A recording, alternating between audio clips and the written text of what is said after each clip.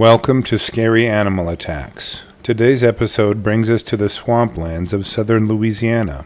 These swamps are covered with cypress trees and muddy terrain interrupted by stagnant water. The animals of the area include snapping turtles, cottonmouth, and copperhead snakes, as well as various types of birds, fish, and mammals. But the subject animal of our episode today is alligators. Hurricane Ida had been building in the Gulf of Mexico since August 23, 2021, before making landfall. It had peaked at a Category 4 hurricane, which is characterized by sustained winds of 150 miles per hour. On August 29th, it had reached the southern aspect of Louisiana and began to destroy anything in its path.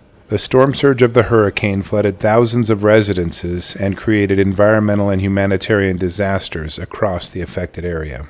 Tim Satterlee was a pillar of his community, volunteering as a cook during disasters as well as helping youth sports programs. Right now, Tim is sheltered with his wife, Sandy, in their East Slidell home on Avery Drive in Avery Estates, just outside of Lake Pontchartrain, near New Orleans, Louisiana.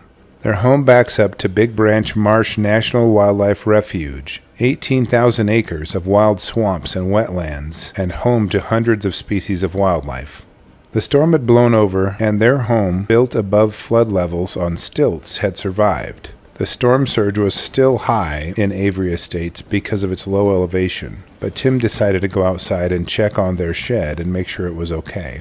Sandy heard a splashing sound and was concerned that Tim had fallen into the storm surge. She ran outside to check on her husband. You see, there was a marsh behind the Satterlee's home, and the water had been rising quickly from the excess water from the storm, so the marsh and the storm water had blended together. Terrain had changed dramatically, given that water had moved fallen trees as well as flooded lands.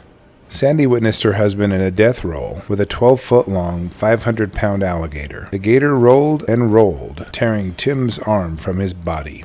Sandy ran to the side of her husband and began pulling him up on the steps of the house. She then realized the gator left with his arm.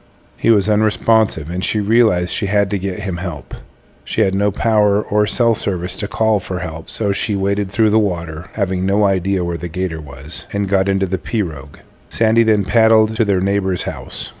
Once she arrived, she called the St. Tammany Parish Sheriff's Office, and she beat the first responders to her house. When they all arrived at the house, they realized Tim's body was now gone. A large blood stain remained. The gator had apparently returned to claim his body as food just after Sandy had chased him away. Wildlife authorities immediately began to investigate to try to locate Tim's body and the gator. They had to make sure that Tim was actually dead before labeling the incident a death, and they had to make sure the animal that ate him would never again have a chance to kill and eat another human. They set traps in the area and waited. It can take a long time for a gator to find the bait of a trap, and then there is the chance the animal will get away even after that. There was nothing sure about apprehending the gator that ate Tim. After just about 2 weeks, the authorities were surveying the wildlife refuge by drone to index gators they thought may have been the one involved in the attack.